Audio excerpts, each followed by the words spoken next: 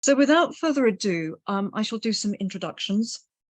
It's an absolute delight to have Sophie Gilpin here from SWAPRA, Michael Harper from the Royal Northern College of Music, Mia Pistorius from UCL and WITS. She manages to be in both places at the same time, which is a major achievement. And Nazli Tabatabai-Khatambakhsh from the Guildhall School of Music and Drama. And each speaker is going to talk for 10 minutes about their particular area of specialism and advocacy. And we're actually not going to do things in the order that I stated, but we're going to start with Mia. We're going to start with Mia Pistorius, who is a Marie Curie Global Research Fellow at UCL and the University of Wits in South Africa. And her research considers the political and ethical position of opera in the post-colony, with a special focus on apartheid and post-apartheid South Africa. And she is a founding member of the Black Opera Research Network. And Mia, I'm going to leave it to you to explain what your topic is and to take the floor. Thank you very much indeed. Thanks, Catherine, and thanks, Francesca, as well, for this invitation. It's really great to be here. I'm actually neither in the UK nor South Africa at the moment, but in Belgium. So I'm speaking a little bit from many places at once. And what I'd like to speak about is really the question of transnationalism and how it might apply to the topic of equality in South Africa. My comments are brief and informal. I don't have a PowerPoint. And I'll start by saying that, of course, the question of representation and equality in opera has garnered a lot of attention since 2020 and the Black Lives Matter movements that swept all over the world. And I think that in those conversations, a certain kind of consensus has arisen that matters of equality and representation need to look at three things. They need to look at who we see on stage. They need to look at who makes the decisions backstage, and they need to look at which stories we tell. And of course, there are still many details that need to be ironed out around these questions. Such as how does one transform funding and decision-making structures? What does one do with canonical works that contain offensive depictions of minorities? How does one nurture a pipeline of underrepresented talent? And I don't want to try to present any kinds of conclusive answers to these questions. What I really do want to do is to remind us that the potential answers to these questions will look different depending on where we are and depending on when we are asking them. So following Paul Gilroy, who has spoken repeatedly about the fact that when we speak about race and representation in different places, we actually speak about different things. I want us to really to pause at that remark that these things mean different things in different places. So I'm a South African, but I'm also a South African who spent many years in the UK, and I feel like standing with one foot in each of these places has given me a kind of understanding that things that we call by the same name actually mean different things in different places. And a kind of non-operatic example of an experience that really taught me that happened a few years ago, and I was walking in London, and I had a companion who offered a homeless person some leftover salmon that she'd had from lunch. And the person to whom she offered it refused it, and he said he's vegan. And then she offered it to somebody else, and he refused it, and he said he doesn't like fish. And I remember thinking when I, as a South African, from a kind of South African perspective, I thought that is outrageous. In South Africa, nobody would ever do that. And of course, thinking through my own reaction, I realized two things. The one is that we assume that poverty should rob people of choice, that somehow if you don't have material advantages, you should also not have the luxury of having principles, and you shouldn't have the luxury of having preferences. Now, of course, that is really important when we think about something like creating a pipeline for music education, and whether pupils from underprivileged backgrounds should only choose jobs or fields of study that could ultimately ensure a stable income. But also another thing that showed me was that as a South African, I think of abject poverty in a different way to how it features in the UK, or what it looks like in the UK. Now, of course, that is changing as well with the current cost of living crisis and government policies. But really, things that we call by the same name have very different implications depending on where we are. The same is the case for the category of, or categorizations of race in South Africa.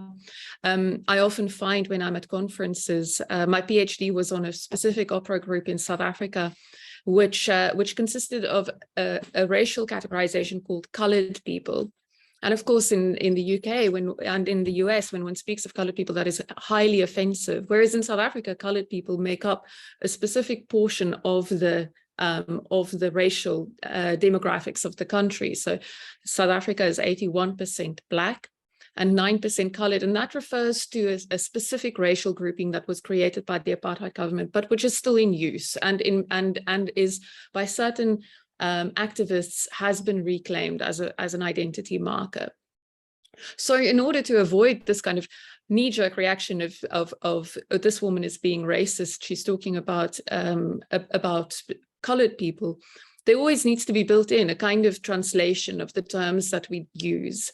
And we've seen this with the Black Opera Research Network, which brings together people from the US and from South Africa, and then myself from kind of the UK, is that often we use the same words, but we end up speaking completely past each other or over each other because words mean different things in different places. And so I think that when we think about answering the question of who gets to do what within opera, we also need to be very responsive to the types of challenges that people face, and these challenges are specific to the places where they come from. So in South Africa, during apartheid, Black people were not allowed to perform on white stages. Opera was very much regarded as a white person's art form. But in the post-apartheid dispensation in South Africa, most companies are majority Black, and they present performances that are in many ways more representative of Black experiences within South Africa. So in South Africa, the question in opera is not about making the invisible visible. It's rather about creating circumstances in which the hyper-visible can actually thrive on stage. Because despite the fact that so many opera companies are majority Black and that they present stories that are representative of Black experiences, Black children still don't get to see these experiences on stage. And why not? Not because the bodies aren't there, but because there is no money to present these performances. So in many ways, we are not struggling here with the question of who gets to be on stage from a racial point of view, but from an economic point of view. And that brings us to the question of, should we even be thinking about opera in a place like South Africa? The challenge of presenting opera in South Africa is that money needs to go to things like food and shelter rather than to the arts. So we're facing a different type of, different set of ethical questions and also structural questions when we speak about the art form and what it means to support it. So we have to ask, who are we, who and what are we fighting for when we're fighting for equality in opera? Are we just soothing our own conscience by saying that we're making space for underrepresented voices? rather than asking how we can actually address the more important issue of socioeconomic inequality. And of course, you know, I'm an opera scholar, so I do think that we should be paying attention to opera, but I do also need to keep reminding myself that the stakes are different in different places, and that it is a form of privilege to be able to say that we need to make opera more inclusive, rather than saying get rid of opera and spend money on housing, for instance. So so that's the one thing. The other thing is, this was speaking from a very specifically South African perspective, but of course also I know that in the UK there have been enormous efforts to incorporate singers of color, especially from the African continent. And this is drawing a little bit on the work that the Black Opera Research Network has been doing, which is to bring together performers and to ask them which issues they face in pursuing careers as singers of color. And something that has become an interesting thread throughout is that often companies who seek to employ singers from the African continent, from South Africa specifically, don't quite understand the challenges that a singer from South Africa faces in the process of getting to the UK. And this starts, of course, with getting a visa, which is an incredibly, incredibly complicated process and expensive. And you need to have 3 months of bank statements that show that your balance has never dropped below a certain amount. And you need to have permission from your employer, and you need to have an invitation, and you need to travel to Johannesburg or Cape Town to get to an appointment. And all this for an appointment that ends up costing more than many people earn in a single month. So just getting the right to leave the country and enter another one is already an incredibly huge challenge. And then of course you get to the border and you face something like what happened to Pretty Yende at Charles de Gaulle International Airport, where, you know, she was denied entry because apparently she didn't have the correct papers, which was not the case. She did. But so just the process of getting onto the rota of potential singers is already incredibly difficult. And we've also heard at Born about singers who due to rolling power cuts in South Africa could not always make online rehearsals or auditions or meetings.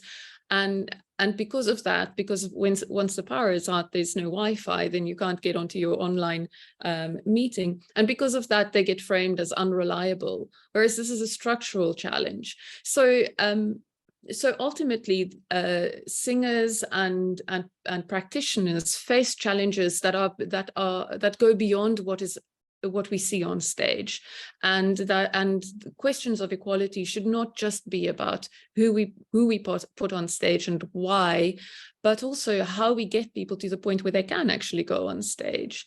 So it becomes a much bigger kind of social and structural intervention, rather than just intervening at the level of the bodies that we put on stage. So we have to nuance our conversations around equality. Sorry, I'm now consulting my notes again. Claiming to give equal opportunities to people is only half the story if people are in no position to take advantage of these so-called equal opportunities. And now I realize that I've highlighted challenges and I haven't actually suggested any solutions. So I want to just turn right towards, just to close, towards this kind of slightly abstract potential solution for these challenges. And this is not going to bring any more money into companies or anything like that, but really maybe just guide us towards thinking about opera in such a way that it could potentially create structures that enable the inclusivity that we strive for. Now, most people here might know that opera in South Africa is framed as something that arrived as a colonial form. It was part of the colonial civilizing mission. It was all about voice culture, but also about establishing a kind of sophisticated idea of white European culture at the southern tip of Africa. So it comes with a lot of colonial baggage. But in recent years, and my colleague Hilde Roos, who's also here, we've been having some interesting conversations around that. In recent years, scholars and practitioners from the African continent, not only from South Africa, but also from countries further north, have been reframing the operatic form as something that is indigenous to the African continent. They have spoken about the fact that musicalized narrative, the idea of telling a story through music, is actually indigenous to most African cultures. Here's a representative quote. This is from as early as 1999 by the Nobel Prize winner Wole Soyinka, and he wrote in the New York Times, "Nothing is more natural than the expression of the adventures of the deities in a medium of music, elliptical dialogue, movement, and spectacle, elements central to the Western opera. This alliance of presentation idioms has always been present in traditional African theatre, and the contemporary artist merely takes them along the path of stylistic refinements, in some cases borrowing boldly from the artistic idioms of a totally different culture," end quote. So what Soyinka says, and this is something that has been repeated by people like composers Pungani Ndodana Breen or Naomi Yanga or Mandisi Chanches, and scholars Tembela Vukwana, or even the South African author GSMD, they have all said that actually this thing we call opera is not foreign to Black South Africans or Black Africans more broadly. It's not foreign. It is actually something that we are so deeply familiar with, so much more than this kind of weird rarefied art form that you practice in Europe. And if we think of it through, or if we read opera through indigenous epistemologies of performative or musicalized oral narration, then we end up with an idea of opera that is much more that is at home on the African continent. But this indigenous operatic form is distinct from Western opera in the sense that it doesn't distinguish between storytelling, dance, music, audience, performer, stage, non-stage. It is more a communal form of practice where everything, clapping your hands or reciting a poem or dancing, all of these things fall under the same name. And this name for GSMD is the Common Festival. Others have other names for this practice. But in a way, then it breaks down the distinctions between the different art forms, which is so typical of Western art. It also breaks down the distinctions between audience and performer. But it also breaks down the distinction between performance space and the world outside, or communal space. And now, of course, this is anathema to everything that we associate with operatic convention, which is all about hierarchies and about the kind of, the revered proscenium stage and the kind of the artificiality of the form. But all of these things cost money.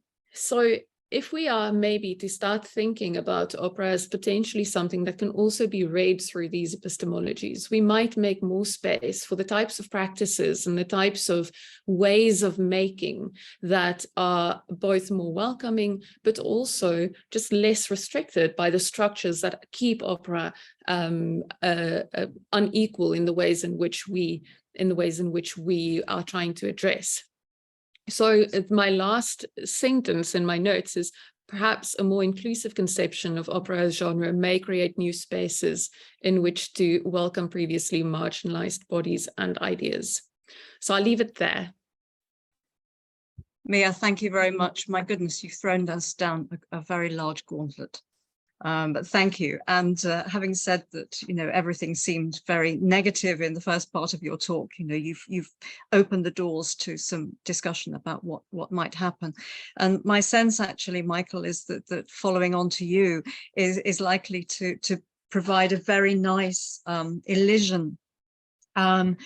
Michael Harper has sung in opera and concerts throughout Europe and the US and China, premiering new works at the Royal Opera House in the Linbury Theatre, the Clark Opera upstairs, Megaron in Athens, the Biennale Danza in Venice, with the China National Orchestra, Ballet Grand Theatre in Geneva, and the ICA in London. And he's also worked as a vocal consultant for the Gulbenkian Foundation, for Den Norske Opera, English National Opera Studio, and teaches at the RNCM and also at the Guildhall School of Music and Drama.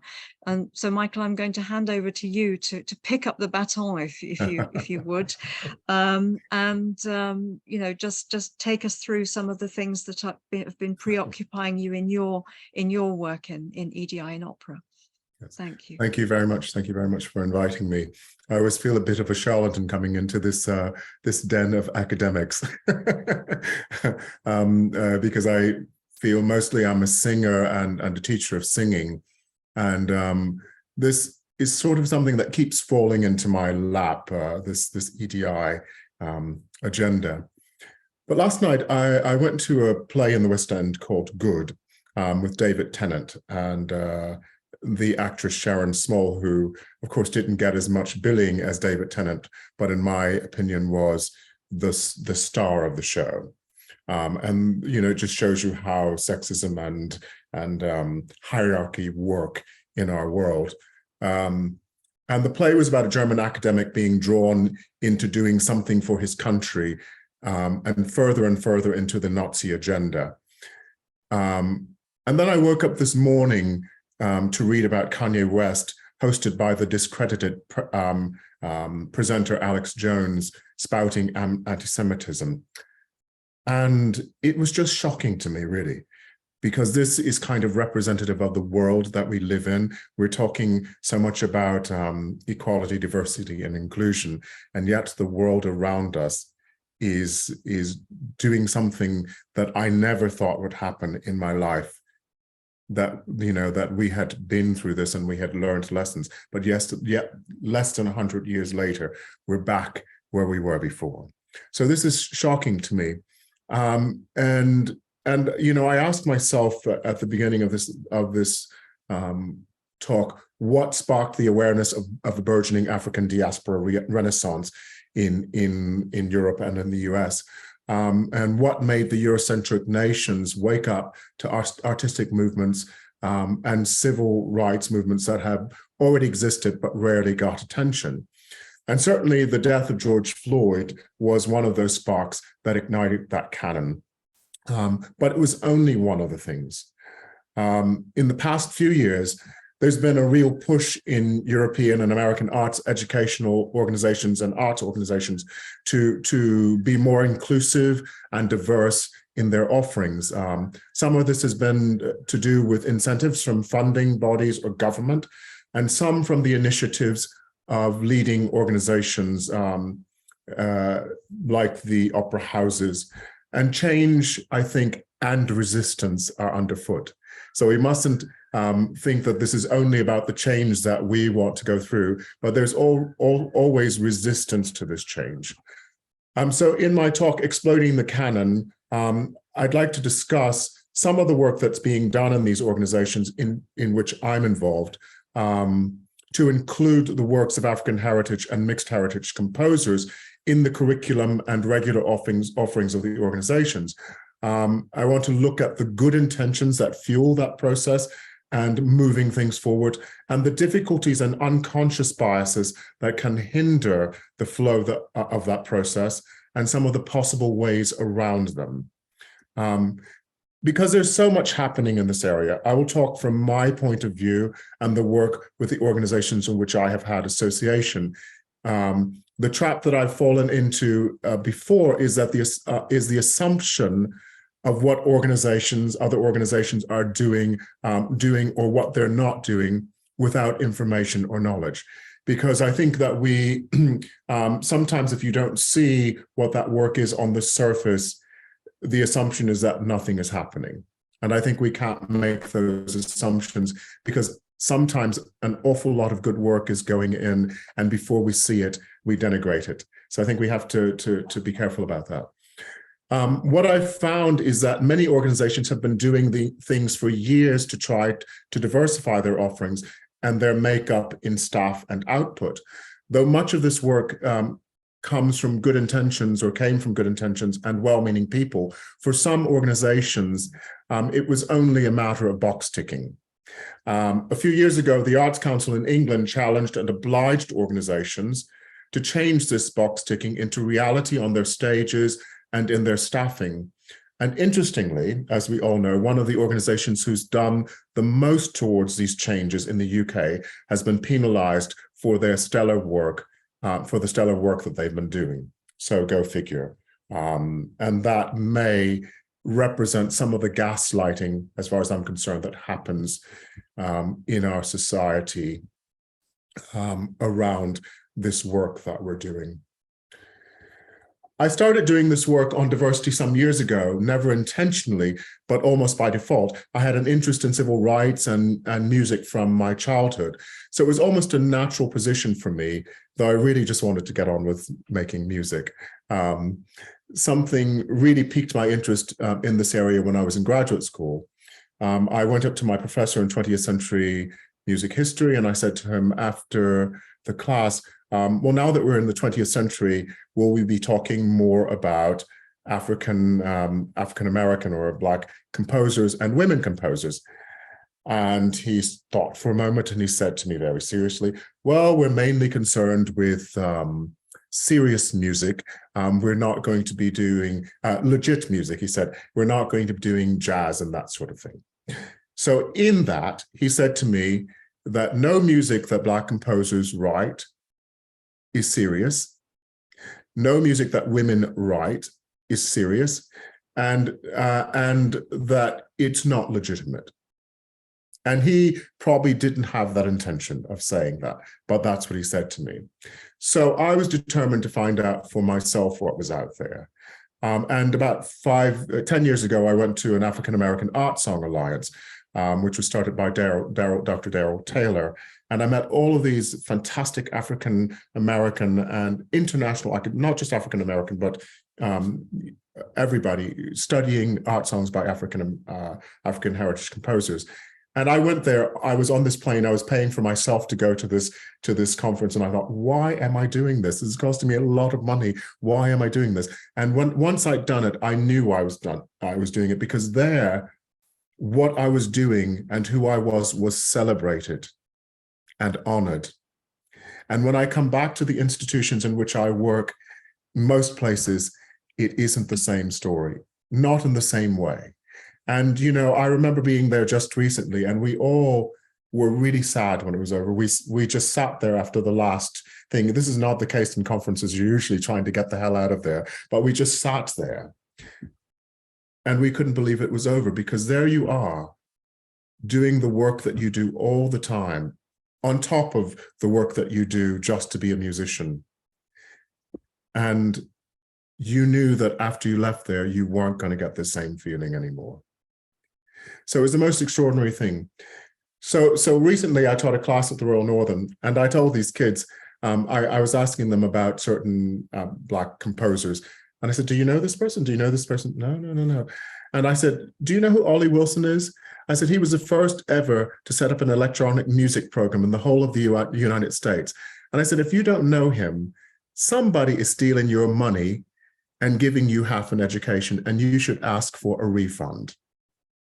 If you're just reading Grout and you get 2 paragraphs about Black composers and Black musicians, somebody is stealing your money and you should ask for a refund. And I think the students should start asking, they are asking for refunds, they should ask for it on the content that they're getting as well. So coming to the UK was an interesting experience, having experienced racism in a very specific way in the States. It was a society on the surface that seemed meritocratic, and people seemed very nice without all of the overt racism that I had experienced in the States. But when I think back on it, little things pointed to the fact that it wasn't really that meritocratic, and there wasn't really that much diversity. And this isn't to do with race, but I remember one detail about the country that really stuck out for me for disabled people.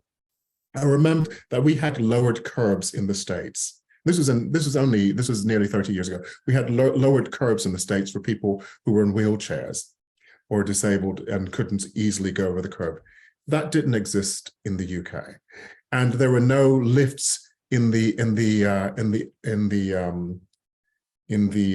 tube stations. And I thought, how strange this is that disabled people aren't really considered here. And I also thought, you know, that we'd done this years ago in the States. So what seemed good on the surface, there was something lurking beneath. So this same thing, I think, exists in the music industry, and in the classical music industry, especially because it's all so very nice. And people never really say what really is. So I think that we've started to notice lately these things that are happening, and still people gaslight you. So, so in these changes that have been required by the Arts Council, people have had to look more deeply at what's happening in these organizations. My work has been with African heritage people, but I think this happens across the board. Asian people rarely ever get mentioned, especially East Asian people. So what are the things that happen in organizations? Sometimes things are presented into these organizations when we want change, and there's not a long-term plan. How will these efforts, when we present them, be supported? How do we encourage and support our staff in making changes to what they already do? How do we oblige our students, audiences, patrons, etc., to come along with us on this journey? So it's great to say we want to have this change in these organizations, and this is what's wrong, but how do we fix it and how do we sustain it? Because that's been the past history with these organizations. They have a funding for an event or funding for a term to do something, and then the funding's gone and everything stops and we're back to square one. So how do we ensure that the content of what we are presenting is integrated and supported with the reasons of why we are integrating it and understanding of the history and often neglect that is behind what we are doing? So we oftentimes want to present new materials, or we want to introduce histories or music of people of African heritage or Chinese heritage or whatever, or music by disabled composers, but we don't have a reason. So people can't see, well, why should we stop doing Beethoven for these people or for that? And so how do we acknowledge the difficulties and the unconscious biases that can hinder the flow of that process and some of the possible ways around it? So the first thing I want to discuss is the resistance that we'll receive. So one of the things is it's already been done. We did Black History Month, we did Women's History Month. That's it for the year. We're not going to do it anymore. And we've done it, and we do it once a year. So why should we include it anymore? The statistics tell us that according to the population, the level of population, we're doing just enough to make sure that we're including people. And the statistics don't lie, they're numbers. The authoritative text or reports that have been peer reviewed. So you get these wonderful documents, these papers, or you get grout that says, you know, this is music history. And someone presented grout to me saying, you could use this as a text. I said, I will not use grout as a text. I said, do you see how much information he includes on Black people in there? That does not tell me the history of my music. Not in classical music, not in soul, not in anything that my people have done. So if you give me grout as a text, I'm telling you, you're giving me a lie. So I reject that as a text because that's what I learned. And I now know why I found it so boring, because I wasn't anywhere in there. And children find things interesting when they see themselves reflected as well. And I think that, you know, if girls saw this text of grout and they saw very few women composers, they'd find it hard to be inspired to want to do something in music, and yet they still have. So I reject these texts that say this is what it is, and yet they don't include what I know. So then you go on, and the conversations about women composers, well, you know, they shouldn't have any complaints now. They're being represented everywhere. And I've had these comments in the past few days, and I'm going, honestly, really? You know, did you know what happened before just 10 years ago, where there were no women on, you know, on the podium? There were no women, you know, being represented in the music text? Come on. Then the argument, tokenism. Well, you know, presenting these women conductors or these Black people or these disabled people is just tokenism. But hang on, they're just as qualified or more qualified and just as talented or more talented than the people that you normally present. So what is tokenism about that? You're just putting great people on the stage. And then the inferiority of material or person into a situation of excellence. The common trope is, and it's unconscious, we don't want to lower the standards. I've heard that so many times. I don't know about you, but I've heard it so many times. The other thing is, what does underrepresented mean? And we have this expression, we use this phrase in the Royal Northern. And someone asked me this, and I said, well, I don't know. I didn't coin the phrase. I only use it because that's what we use here. But I can't comment on what it means for you. This is the area that I work on. And that's all I can comment on, is this is my area of expertise. And I wouldn't even say it's expertise. This is my area of interest, and this is what I work on. So if someone presents to me a white male gay composer as someone who's underrepresented, I would say, well, I'd rather like to question that, because I can name quite a few very famous, very well-represented gay composers, Cage, Britten, Rorem, Bernstein, Menotti, Barber, the list goes on. It doesn't mean there isn't prejudice, but it does mean that they're not underrepresented, because I see them all the time in the concert halls.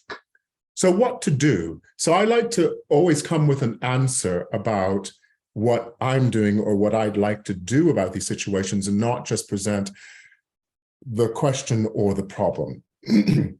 So my answer is do something. Do something. So go to meetings and be represented, even if it's difficult. And maybe you need allies with you. Bring it up in board meetings over and over and over again. I'm on boards and I just keep going.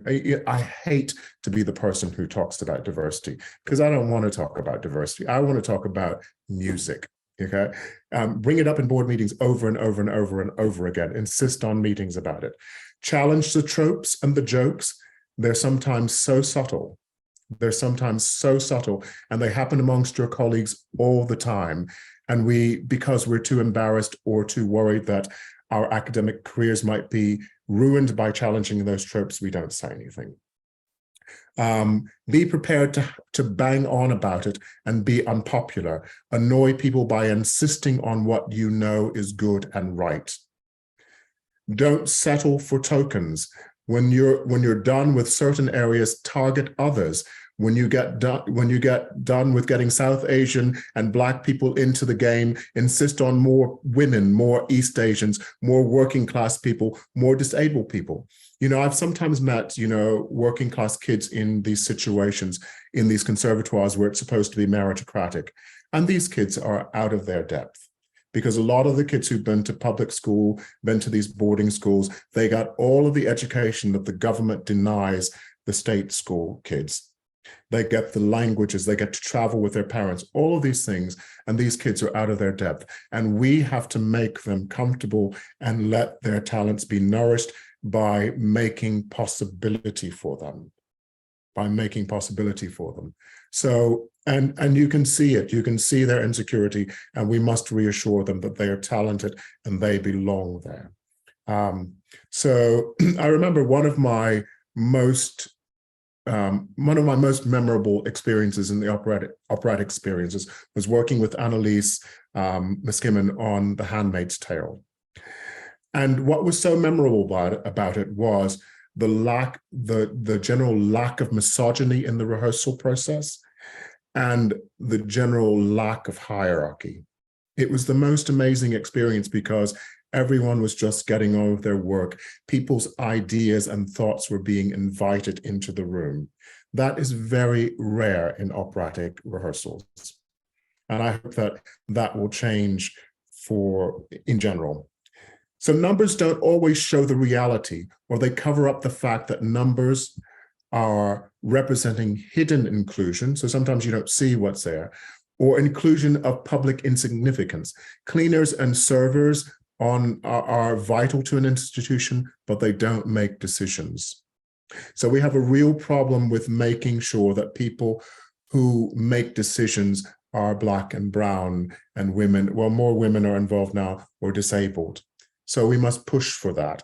And there's oftentimes the excuse in small conservatoires and institutions is that it's very hard to do that because things don't change very quickly. And that's very true, but we've got to find a way to make it change. And in the States, we had quotas. People are very allergic to quotas here. But sometimes if things are always the same and they stay the same, you've got to do something drastic to change it. In organizations where I've worked, what I've done is I'm on the board of a number of organizations. That's a big thing, just that I'm there as a Black man. People ask me to do things, and I say, yes, even if I don't know how to do it, I figure it out. So figure it out and be in there. People ask, so how do I learn this new repertoire, thinking of African heritage art songs? So I started a competition so that students are, if they want to be in the competition, they're required to study and perform this music. And I raised the money for it. And I started a repository at the Royal Northern College of Music to store the scores that would be needed for it. Not only this, I donate scores regularly to it from my own money. I had significant support from Dr. Barbara Kelly, who is brilliant. She was the head of research at the Royal Northern. She's now at Leeds. And the principal, Dr. Linda Merrick, and Manus Carey, the deputy principal. Barbara was a great example of how you can make a space safe. She insisted that I apply for research money. I was like, Barbara, I'm not a researcher. She says, you're fine, you can do this. She never criticized me, but encouraged me and stuck with me the whole way. That's what I mean by support. She reminded me that I was exactly the person to be doing the work I was doing. And not only that, she helped me by steering me towards funding and the information I needed. That's what I mean. I participate in the underrepresented group at my conservatoire. I don't know everything. I'm learning all the time. I started a group of Black women philanthropists so that we can change the picture of what philanthropy looks like in these arts organizations. And this is partially because I went to an organization where I was one of the patrons, and I walked in and people said to me, oh, it's so lovely to hear you sing the last time. I'm so looking forward to hear you sing again tonight. And I said, no, I'm not singing. I'm one of the patrons. And I walked further and I got the same thing. And I walked further and I got the same thing. And you just think, okay, so somehow they don't see me as somebody who could possibly give to this organization. They just see me as someone who gets from this organization. So it's about changing those things. You asked me to do this EDIMS thing. I don't know anything about this. I'm just doing it.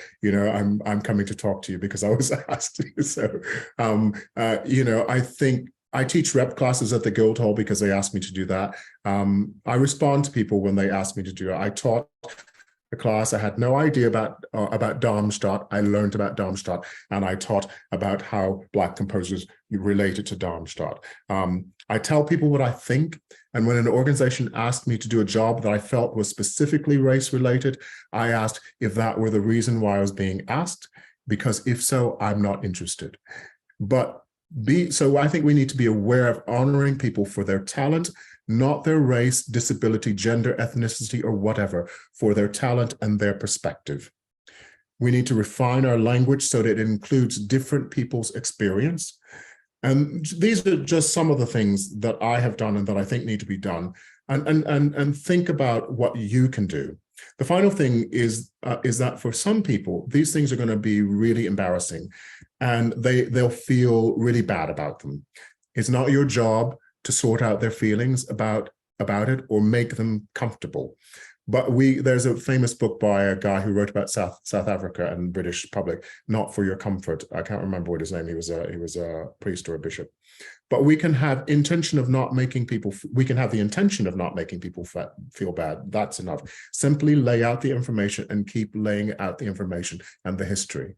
And don't participate in gaslighting when someone tells you something is wrong.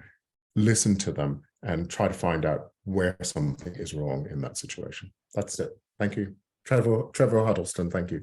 It was. Thank you. That's all. Michael, thank you very much. There's an entire life's work in which you yourself have been participating in that, an entire agenda. And I think one of the things that you touched on, this question of the fragility of some of the progress that one can make when funding stops or when personnel change, how one creates a culture that will sustain across change is one of the biggest things. And I think there are so many situations in which one can see the same, or a variation of the same battle being fought generation after generation after generation. That, you know, it's almost as though some of these things cannot be cemented in a single generation. And your opening spoke very, very powerfully to that, with the Kanye West shocking Twitter news this morning. So thank you for that. Let's move on to Nazli Tabatabai-Khatambakhsh from the Guildhall School of Music and Drama. She's a multilingual, award-winning interdisciplinary artist who delights in deepening existing and new collaborations across the UK, internationally and on digital platforms.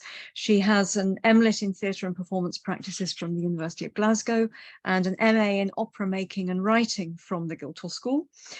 She's currently an opera doctoral researcher and associate artist at the GSMD, where she also teaches on the Masters in Opera Making and Writing. So Nazli, I'm going to hand the floor to you. Thank you so much, Katharine, and gratitude to those who have spoken already. And I'm very excited to hear what Sophie is going to say after me.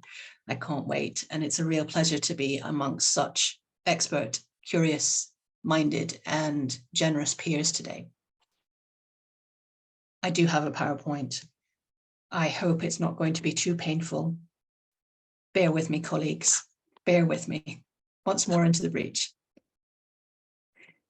Can I ask, can everybody see that?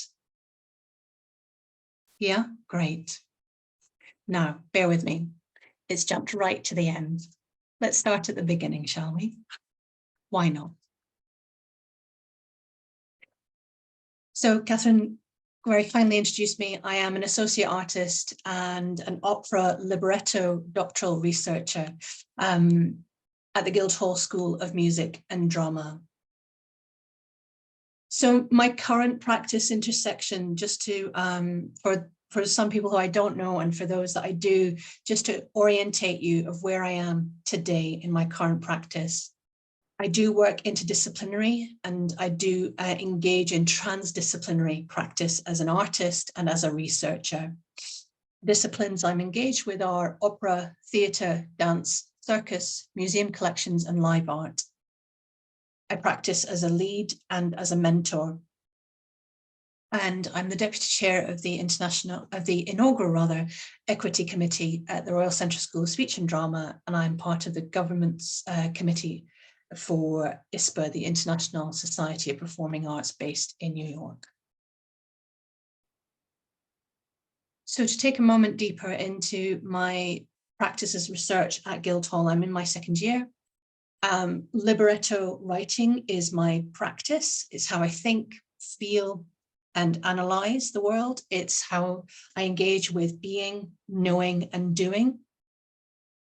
My research looks at the Tehran Opera Company, which was launched in 1967 and was paused as the Islamic Republic of Iran was established.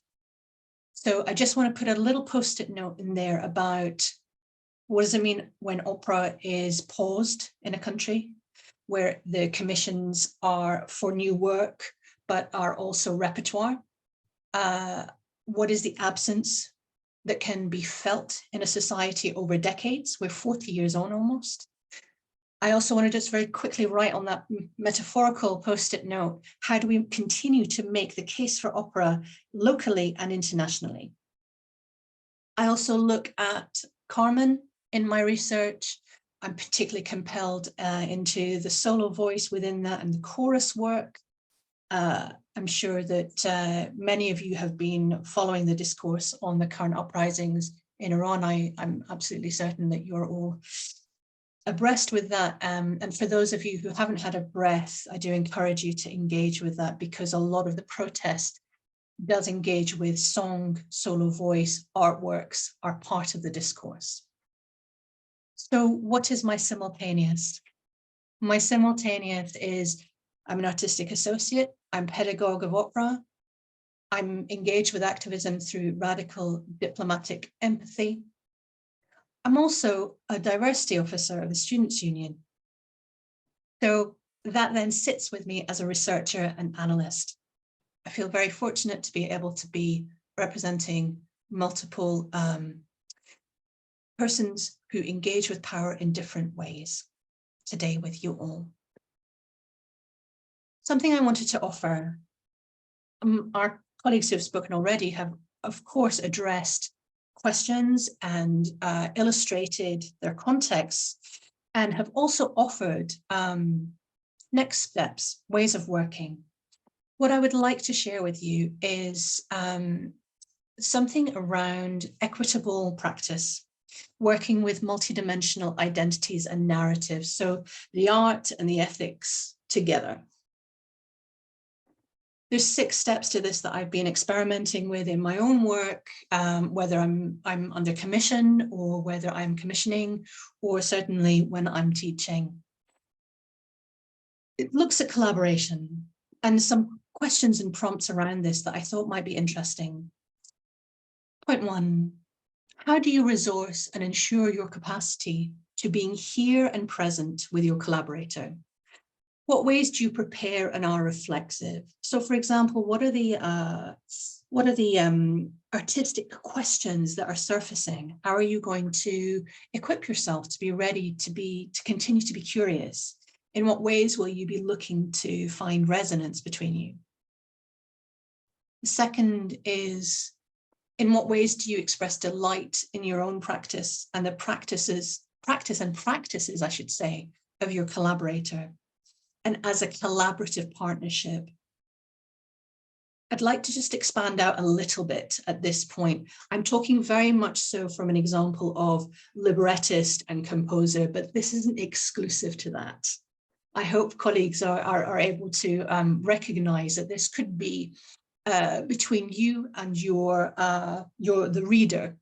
It could be you and a company of 100.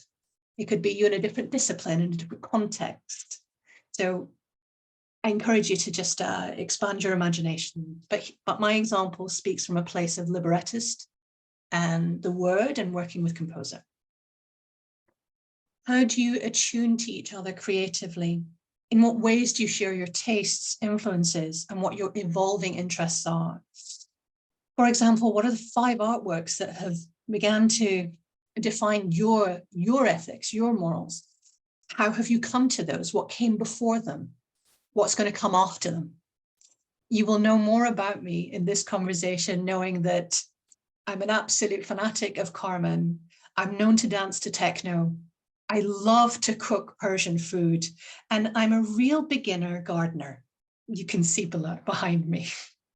I hope you would know more from me than necessarily knowing that I'm Iranian, that I have a particular age, I love particular people, and so on. We know the legal framework of the UK and the 2010 Equalities Act and the 2011 Duty. I don't need to talk about our legal frameworks here in this moment.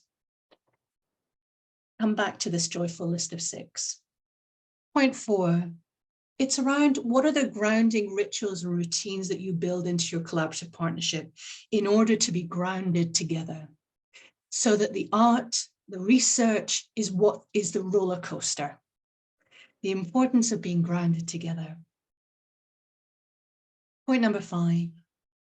What ways do you turn towards each other after conflict? Another quick post-it note here. Conflict is a necessary part of a collaborative practice. I absolutely acknowledge this, but there's a difference between being fragile and vulnerable. There's a difference between danger and risk. There is absolutely a difference between difficulty and combustion. How do we remain generative after conflict? How do we invest in making repair? How do we begin to offer on a 1-to-1 level, on a 1-to-1,000 level, on a 1-to-1 million level? Let's try not to make that mistake, one mistake again. Ways to make repair, meaningful ways. The last point I want to circle back to is the cell.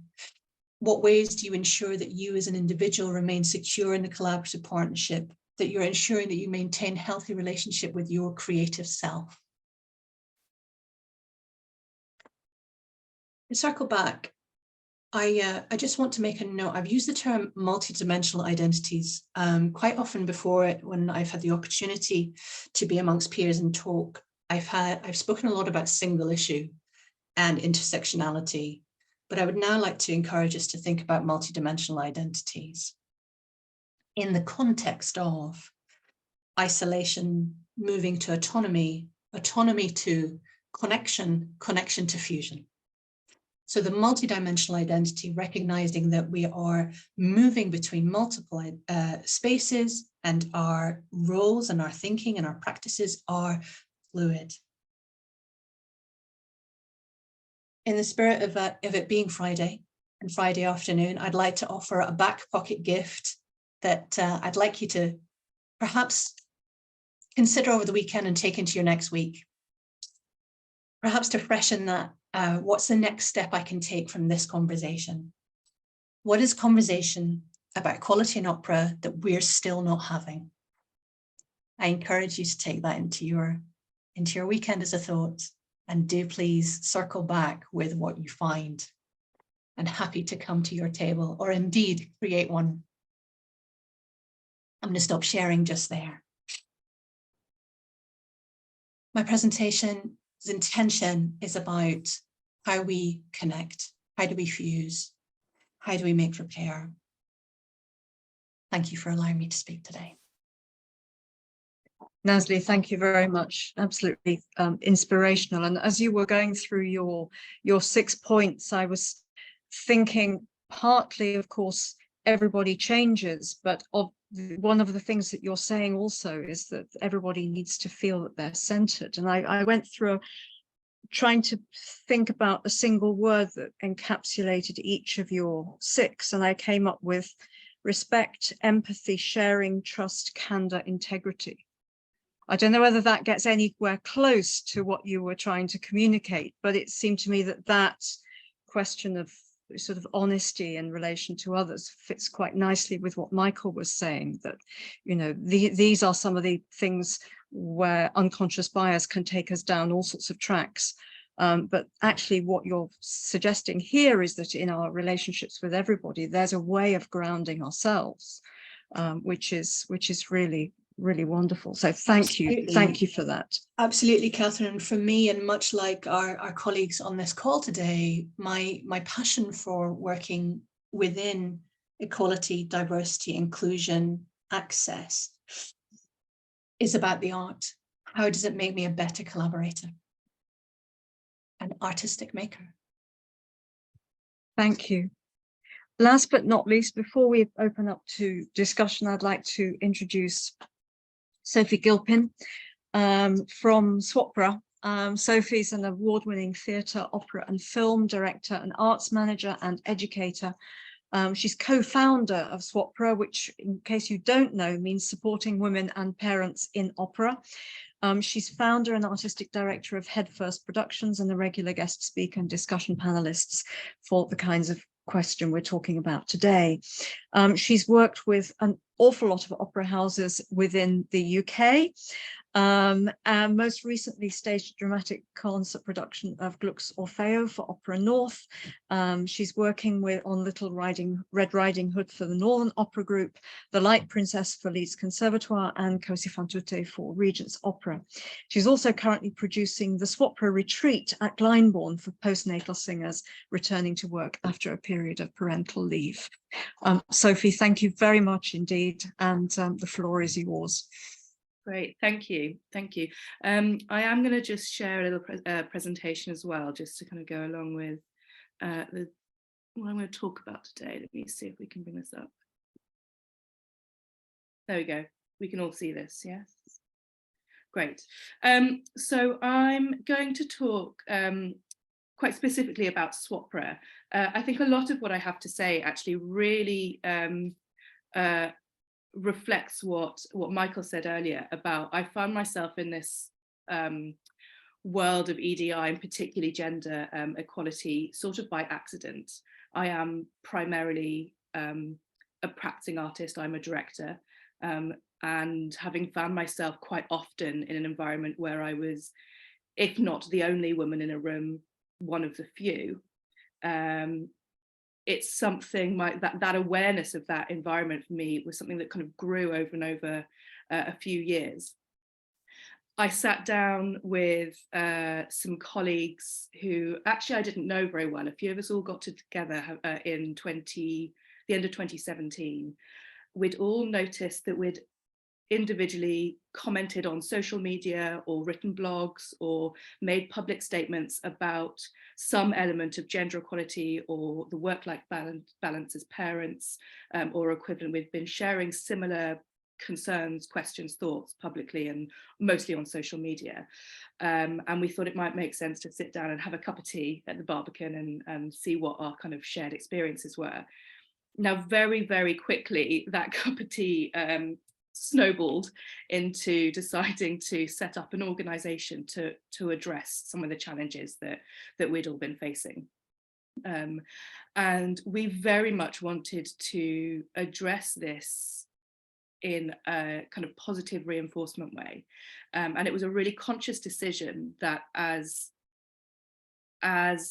women, we were very aware of the kind of surrounding narrative about advocates that can become quite negative. And we didn't want to play into the hands of a lot of the negative stereotypes around, shouting and angry pointing, at the same time as not wanting to do any of that because it felt very unhelpful. So we wanted to find all of the positive things that organizations were doing and highlight them and interrogate them and work out if it really was positive. And also address some of the things that I think where we found ourselves in a unique position was that we were practicing artists with a direct line to the senior management teams at the organisations we wanted to kind of encourage to work in a better way, but also we had direct access to our artist colleagues and understood the challenges from being in that position ourselves and sitting right in the middle of kind of being a conduit, I suppose, between these between the decision makers and the kind of non-decision makers, and so this felt like a really powerful place to be and to act as that conduit. So the very first thing we did was to launch in a very loud and splashy way, and we had a concert, a gala at Opera Holland Park in the summer of 2017. We collected more than 150 women, singers, stage managers, directors, conductors, instrumentalists, and had this female-only gala that celebrated the wealth of talent out there. A lot of the stuff that we were hearing was that we can't, we would love to have more women directors, but they don't exist. We'd love to have more women conductors, but they don't exist. And we wanted to undermine that argument in one fell swoop and throw 150 women together on a stage and go, well, actually, here they are. And here's just a tiny proportion of them. And it was an incredibly celebratory experience. And there was something so special about putting together lots of semi-staged scenes in a very short amount of time, and the environment that we created and the energy that was in that space was the surprise of the day, I think, because it could have been chaos. It could have been, we had 150 human beings in a space that is not built for that, backstage at Opera Holland Park, with 3, 4, 5 women sharing dressing rooms made for one person, and people getting dressed in the corridors and just making it work. And the sense of camaraderie and this common goal and this excitement and this celebratory environment was such a perfect way of kicking off something where we then also had something important to say. And we said, here we are, and here is a tiny proportion of the women who are out there in this country making music and making opera, and we're going to do a really good concert and the quality is going to be high, but also we have a message, and we want you to listen to us.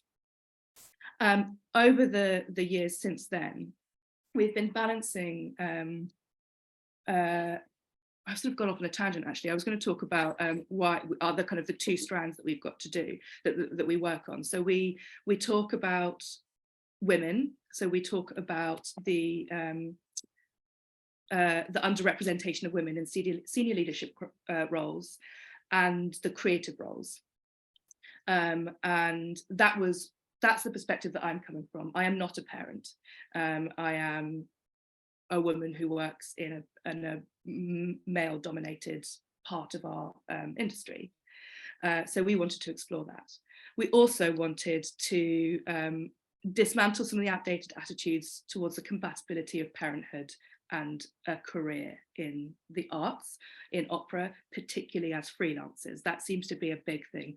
I'm not saying that there's no issue if you have an employed job. Of course, parenthood, there's a much bigger structural issue in this country, and in a big portion of the globe around parenthood and childcare and provision for that. But I think when you also add into that the inflexible working hours and the unusual working hours and the way that scheduling happens for opera and freelancing and all of that, you kind of compound these issues. So this is one of the things that we wanted to look at. So we're very aware that whilst not all women are parents, and not all parents are women, these two things are linked and sort of inform each other. And there is a kind of compounding effect, I think, if you are both. The parent stuff that we look at is very practical. We look at addressing very specific things with opera companies about how you do advanced scheduling, how you best practice for employing and working with people with caring responsibilities. And it might not just be children. We're also, the more and more people have caring responsibilities for older parents, for other family members, and the caring responsibilities fall predominantly on women, whether that's children or parents. And obviously that is a generalization, but there are more women in those roles than there are men. So it's something we were very aware of and how to balance it. So we can give very tangible examples and tangible solutions to opera companies about how you make life easier and that balance easier for women, for parents and carers. When it comes to the gender equality stuff, that's more of a culture shift, and there's a much more a long-term goal about building more women composers into your concerts or your productions or your programming, and importantly for us, not doing the women composers as a satellite project elsewhere, but making that a key part of the core programming. And that seems to be, it's very easy to say we have 50-50 programming, but the 50% that are women's work is somewhere small for kids or other, absolutely important, but could also be part of the main part of programming. So thinking about that sort of thing. The way that we operate, we use a lot of data to kind of inform. I'm going to go through this bit very, very quickly, but we use a lot of data to inform our kind of thought processes and what we're doing and why we're doing it. And this is an example of just sort of 3 different ways of looking at the data. The pie charts, this was 6 different types of roles that looking at the gender breakdown between men and women. The pie charts are 2018 to 2019. This is main stage opera houses. So this is not the smaller companies or the education work. This is looking at the main stage, main opera companies in this country. Designers feature closer to 50-50, but everything else is really tiny proportions of women. And then the second, the bar in the line chart is a wider spread of 2016 to 2022, showing the kind of the peaks and troughs. The women are the lines and the men are the bars. And then we're looking at 2021 to 2022 at a kind of broader spectrum of job descriptions. And I think one of the most interesting thing for me here is looking at designers in 2018, when we clumped everyone together, looks relatively 50-50. But when you break that down to kind of set and costume design, we end up with a very different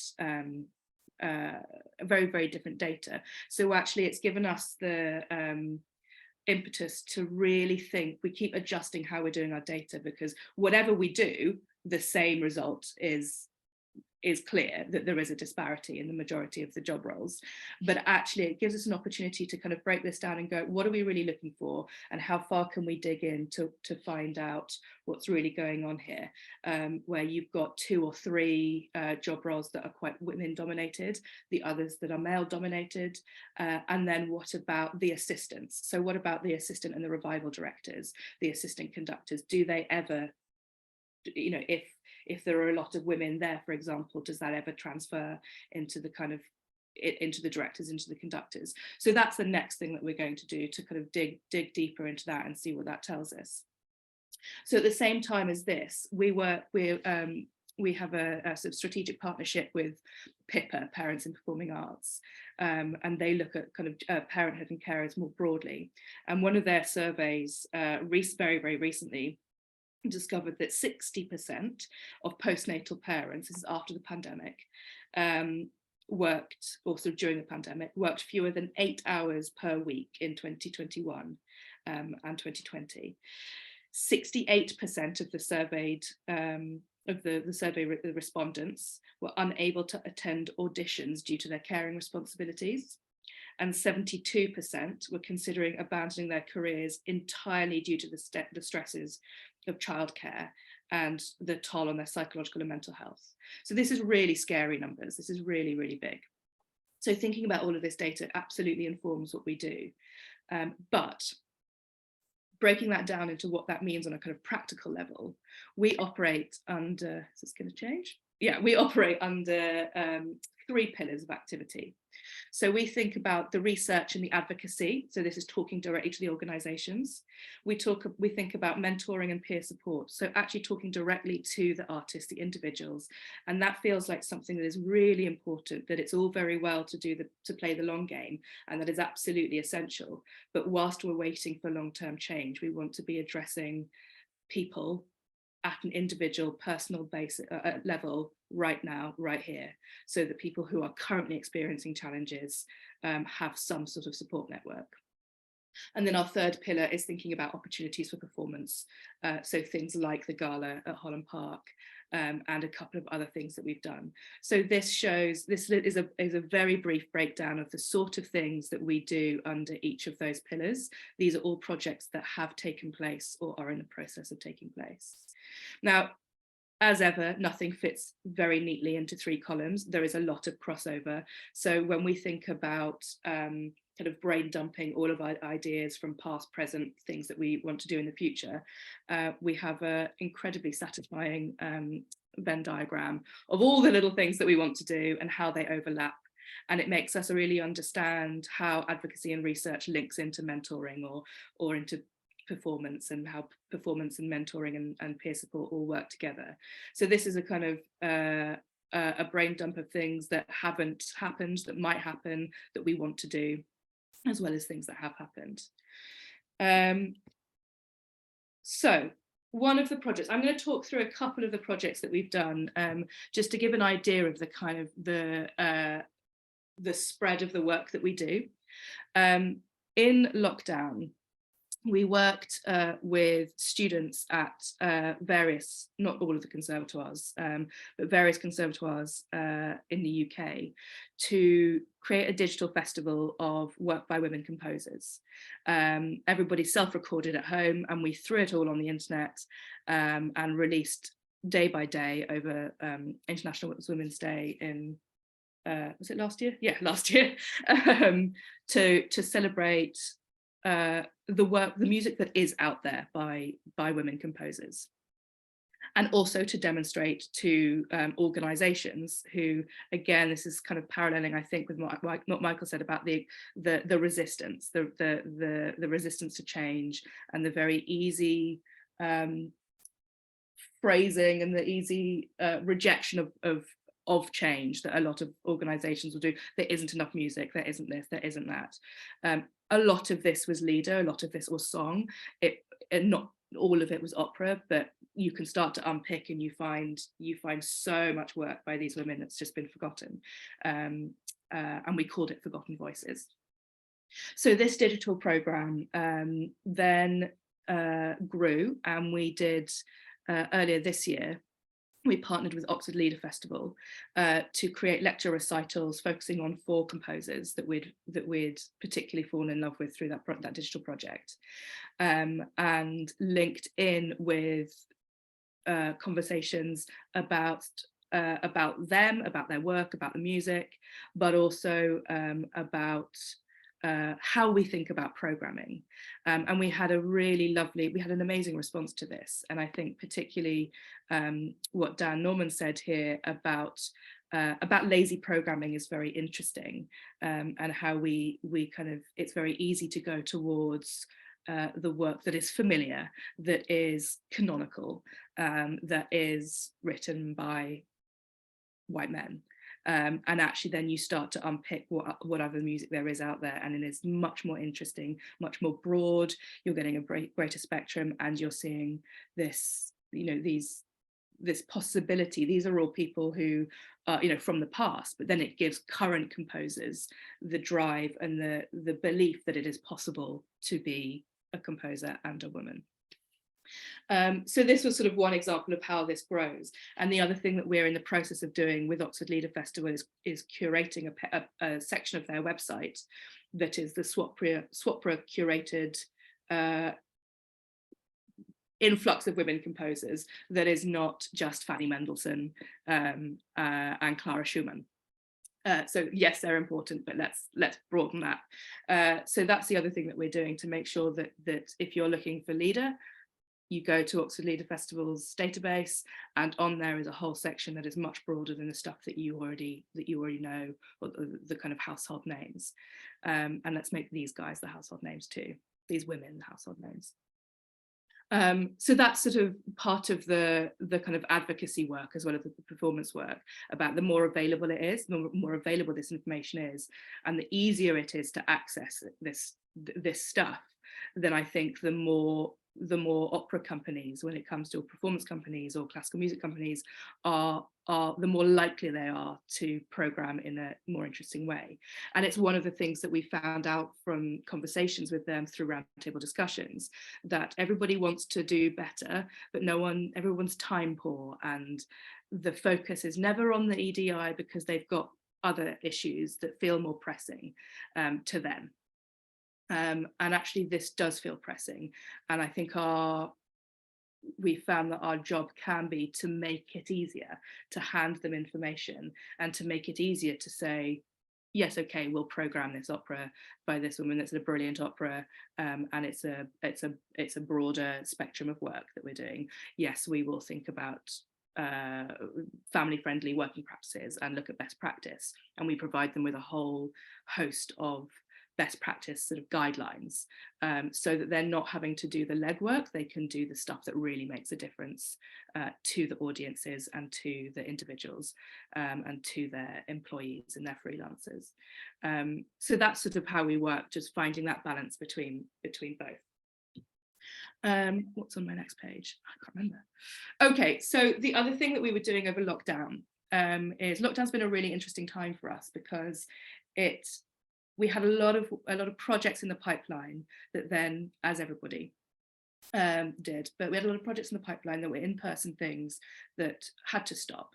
And so we reassessed how we wanted to engage with individuals, and it felt like the focus on individuals rather than on the companies and changes from the industry, that needed to go on the back burner for a bit while everybody was fighting to stay alive, in terms of sort of the funding and getting through the pandemic. So whilst all the individuals and freelancers were out of work and panicking and feeling isolated and locked at home, particularly parents with children and homeschooling, that became an opportunity for us to set up the Swapra Cafe, which is our regular digital Zoom cafe, and it's still on Zoom. Even though we can go back to real life, it feels like people can access this without having to organise childcare or travel. And it's partly just about community and sharing experiences and brainstorming, but also it was an opportunity for us to use this sort of direct access to individuals as focus groups, essentially, and to work out really what everybody's needs are.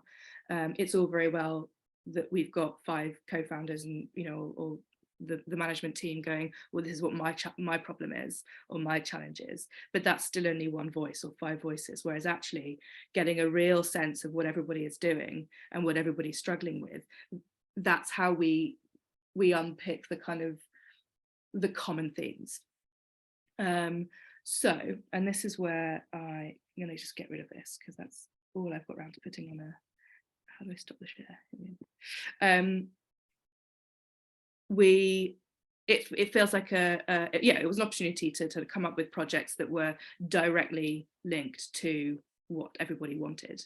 And the project that we're doing at the moment is this the Swapra retreat at Glyndebourne, and this is a long weekend for returning singers, so mothers or child, the birthing parent, to come back, who's coming back from a period of parental leave, and wants an intensive 4-day course, essentially residential at Glyndebourne, to have one-to-one vocal coaching, to have masterclasses, to have yoga with a postnatal specialist, and to, really importantly, build some create some videos, audition videos, all of which is an incredibly expensive thing to do. And when you're having to juggle childcare and children, that becomes impossible, and your priorities are not going to be that. We're making sure that everybody can bring their kids if they want to, but they are also, and we'll put them up, or they can leave them at home depending on what they want to do. So this is a way of us thinking about the kind of one-on-one, the intimate relationship between singer, parenthood, and getting them ready to then go back full circle to address with the opera companies what the issue is, and try and unpick that taboo that a lot of parents still feel there is about, if I show any vulnerability about juggling childcare and work, I won't get employed again. If I'm, there's lots of assumptions about voices changing or not being reliable or whatever it might be post childbirth. And so to try and unpick that so that there's a confidence, we're rebuilding people's confidence, and they have an opportunity to work physically and understand often their new bodies after, if it's quite quickly after childbirth. A lot of our applicants have had quite traumatic experiences through childbirth. So thinking about how we do kind of physical rehabilitation, vocal rehabilitation, and to some extent the kind of mental rehabilitation after that, so that we're feeding this sort of right back into the work that we're doing with the opera companies about best practice, about understanding their freelancers, and providing spaces where actually we want people with multiple life experiences, and we want to retain a broad workforce. So our work, I suppose, works in this very cyclical way, that everything in theory feeds into the other. I think that's probably enough talking from me, but that's roughly what we do as an organisation, just to try and really unpick what the issues are and provide solutions to fix them, so that we're a very inclusive workforce from the kind of women and parents. Sophie, thank you. It's absolutely inspirational to hear more about those particular projects, and also I think to see how you managed to find some kind of silver lining in lockdown and pandemic ways of working, which has actually managed to bring a community together, which might otherwise have remained dispersed, and to create some new kinds of structure that are also deeply accessible. So yes, absolutely inspiring. I think we have just under half an hour, because I know that Nazli has to go to another rehearsal, and others have to go to other rehearsals and various things. We have about just under half an hour for questions. I'd like to open it up absolutely to everybody, and I wonder if those of you who can put your video on would like to, just so that our panelists can see who is asking questions, and then people will be free just to pop their hand up and to ask a question, because I will see you. Otherwise, I will look at the participants if people want to use the raised hand, or indeed to type a message into the chat, and I'll try and keep track of all three modes of working. But I wonder if there is anybody in the audience who does actually just want to start off and ask a question, either to a particular panelist, or indeed to pose a question that everybody on the panel might be interested in answering. Is there anybody who would like to start off?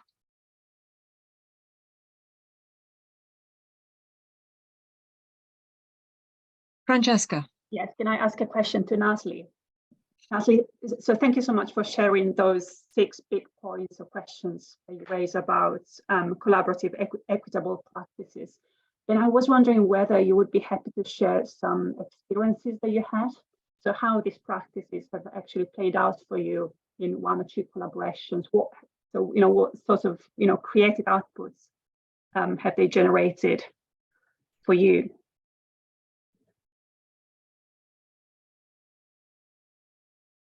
Nazli, you're muted. Classic. I mean, come on. How many years of Zoom?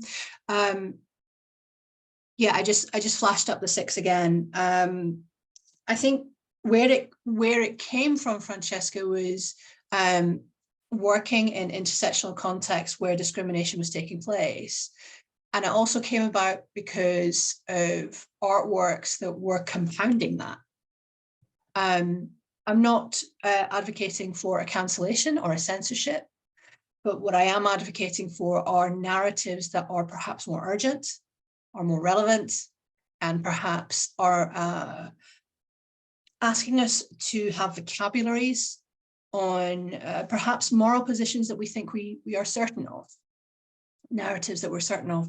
But in terms of examples of where I use this practice, of course, when I'm teaching librettists and composers at the Guildhall School of Music and Drama, it's also something that I work with where I'm perhaps in the room as a dramaturg, or when I'm directing, or when I'm working with a composer to create a new piece. It's also a model of when I'm doing organizational change and change management with large scale and small scale organizations. It's also very much so about being able to, in any particular interaction, to either use the full 6 together, or to pay particular attention to perhaps 1 or 2 of those elements.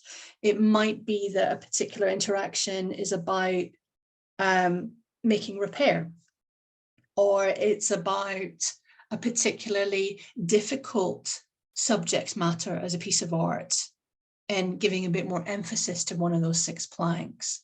But certainly, whether it's a new commission, a teaching situation, or if it's about change management with an organization, or whether I'm going in to work in contexts where the people who've invited me there are of their own admission, particularly misogynistic or racist in their practices and wanting to change. So they're taking that first step, but it enables me to work in a manner which is grounded and allow the work to be the roller coaster. Does that begin to answer your question? Yes, thank you so much. Michael. Yes, I just want to say to the other presenters that we all presented this as if this is sort of something that just happened so easily, but I know how much hard work goes into this after all of the work that we have to do for our academic careers. So this is all on top. And so I just wanted to applaud you all. And I was just listening to Sophie, you know, sort of rattle off all of these things, and I'm going, like, where does she have the time to do it? so I'm impressed with you all. I wanted to ask Mia around the language, the racial language in South Africa, which I'm used to in the States as well. I mean, we've both come from societies where they've categorized it with an inch of its life, you know.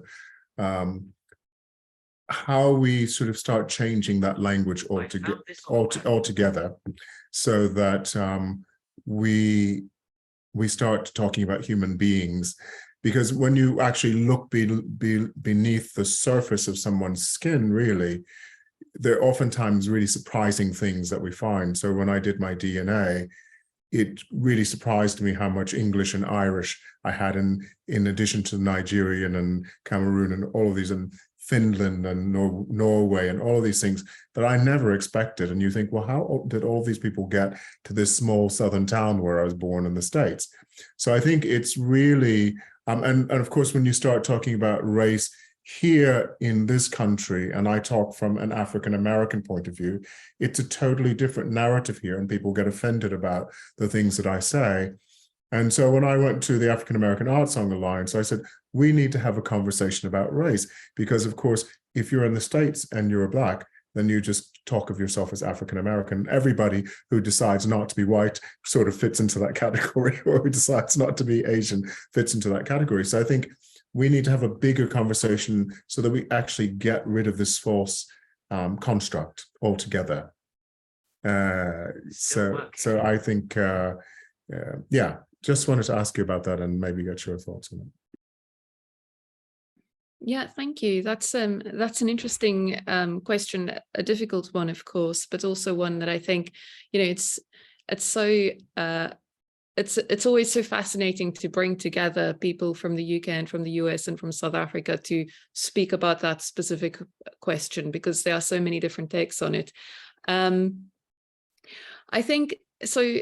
In the I've already mentioned the Black Opera Research Network, and that is a place in which we speak about this question quite often, because we all come from different places, and we occupy different race categories within the not within the organization. We all occupy different race categories, and we come together in one organization. And one of the very early conversations we had, for instance, was whether we should, on our website, capitalize the letter B in Black, because in the US that is now standard practice, whereas in South Africa, categorizing, well, I mean, we thought that it's standard practice, whereas in South Africa, the apartheid government capitalized race categories, so it was a kind of subversive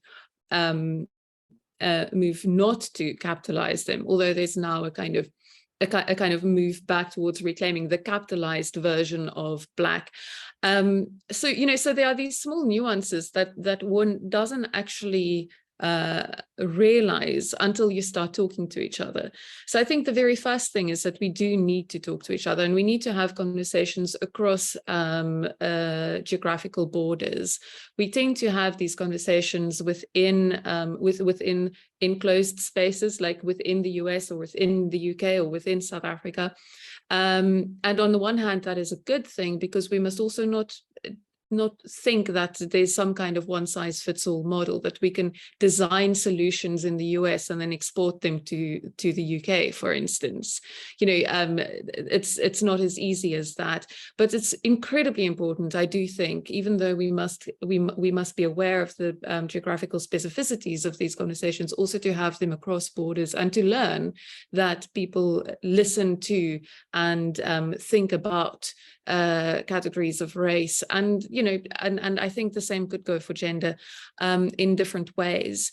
In the South African context, the question of what do we do with words is one that comes back perennially and is unresolved, and of course people have different responses to it.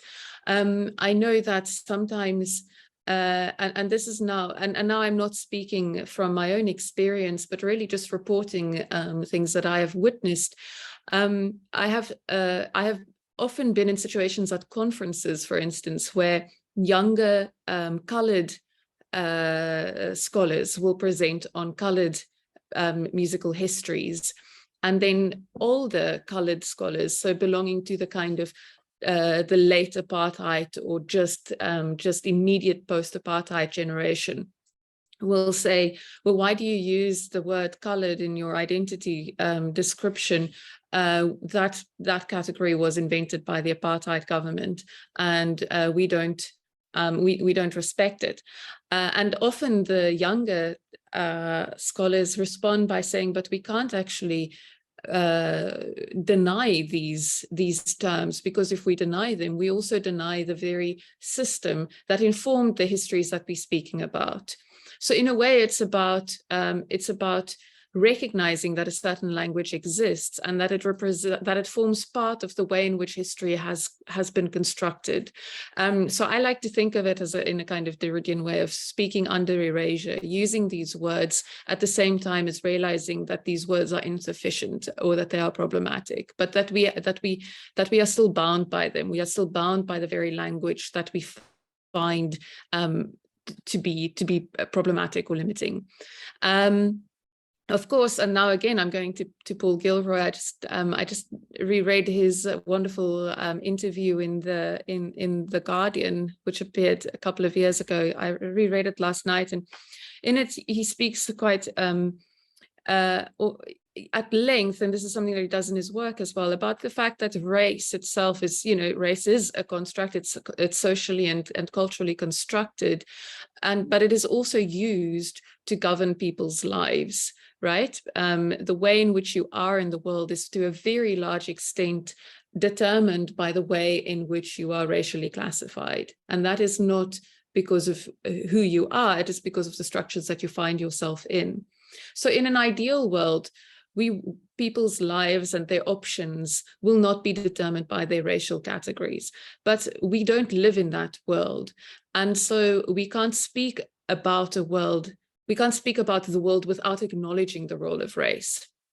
And that's the contradiction that Gilroy highlights in all of his work, is that race is important, not because it should determine people's lives or their futures or their options, but because it does. And I think the same can be said for gender. I mean, the question of women, should you emphasize the fact that a woman, that a composer is a woman composer? Are you then actually labeling her in a way that is not helpful? Or are you highlighting the fact that she is a woman still has an impact on the options that are available to her? So it's this really difficult tension, and I don't know how we get to the point where it is no longer important to acknowledge, to speak about a person's race or to speak about a person's gender.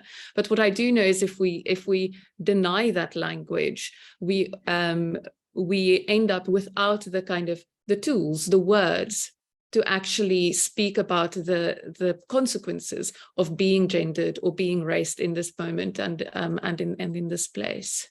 Does that? I was just going to say that quickly, that I loved Nazli's comments about, well, you'll know more about me by noticing that I'm a gardener, because I love the fact that she's a gardener, because I'm a gardener as well. And it sort of transcends all of that stuff about race. And I think maybe we can stop having those conversations that we're required to have in order to transcend it, if that makes sense.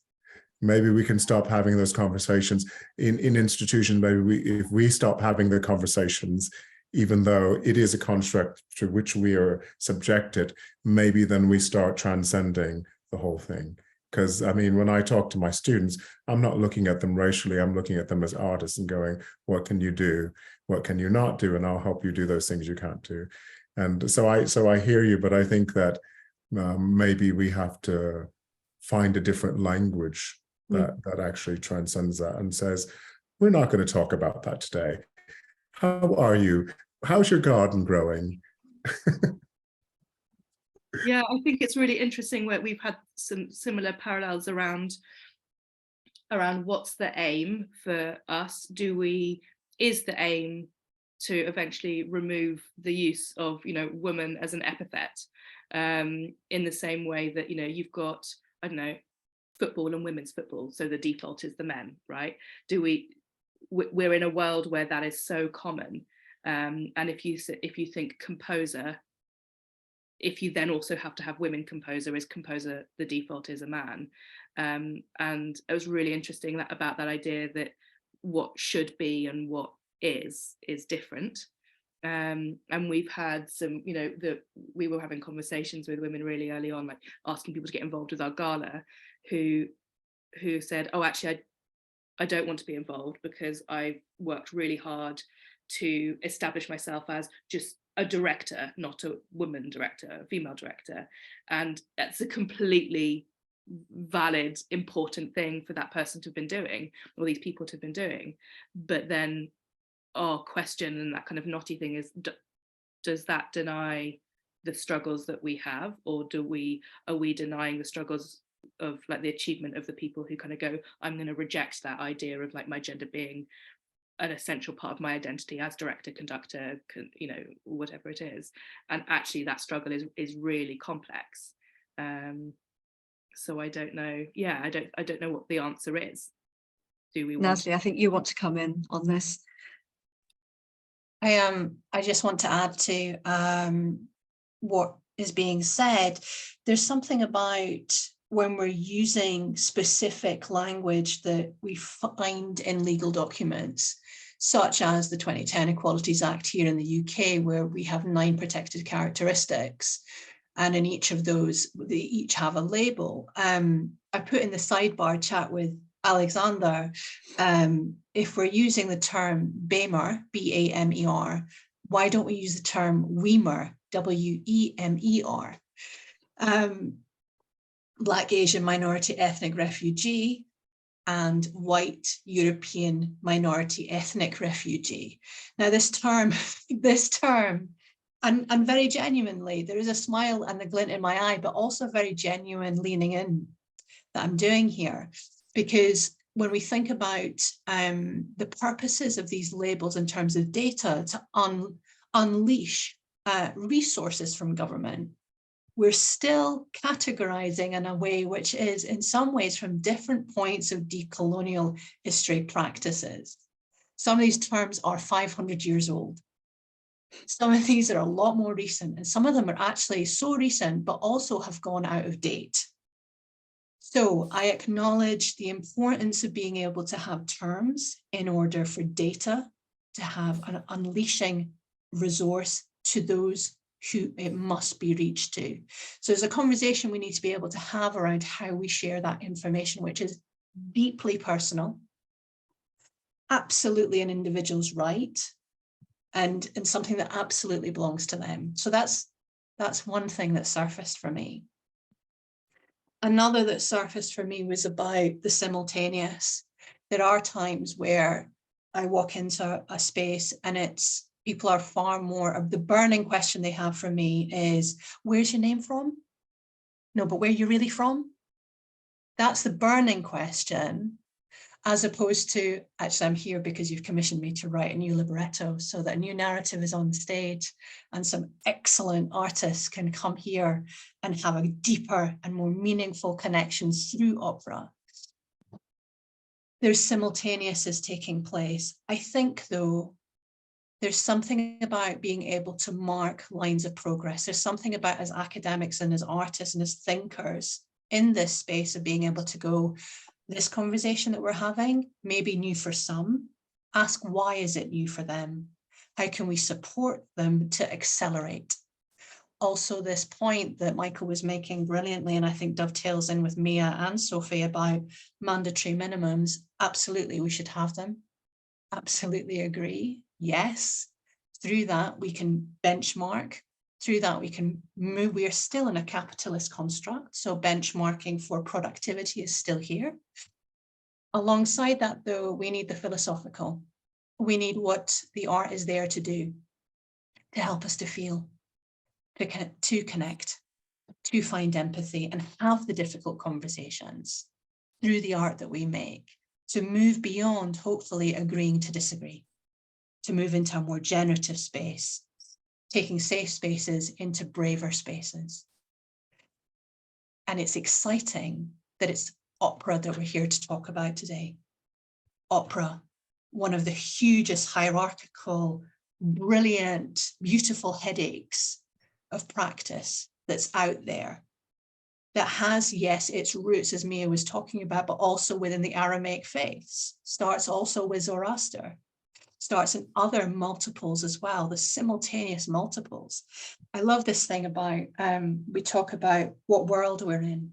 We're in multiple realities all the time. This is one of them, which is why our multiple identities are so powerful, which is why our narratives need to be with necessity complex. Nazli, thanks. And I think Ewan has a question. Hi, good afternoon. Can you hear me? Yes, yes, we That's can. brilliant. Thank you. I'm calling in from Singapore at 11 p.m. or 10 to 11 p.m. in the evening. So thank you very much for everyone who have contributed. I have a lot of things to say as a past British undergraduate and graduate over the past 10 to 15 years. As a Singaporean music student, as from my bachelor's to my PhD.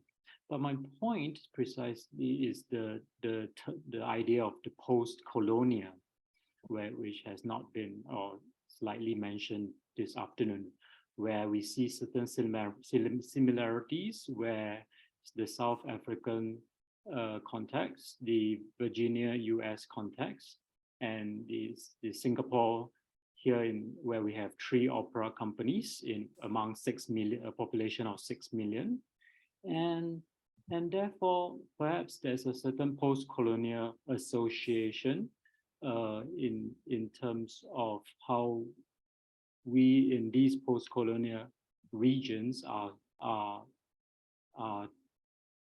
struggling or navigating, orienting ourselves about how to present opera, precisely because French, German, and Italian aren't our familiar languages to us.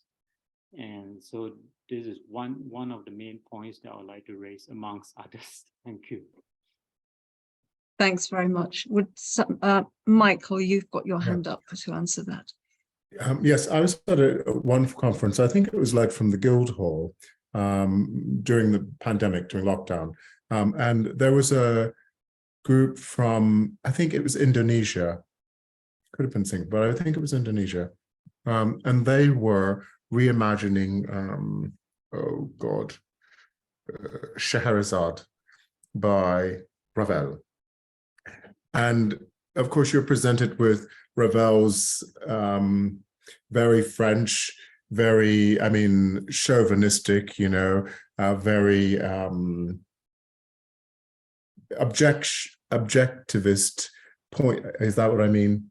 Objectifying point of view of an East Asian culture.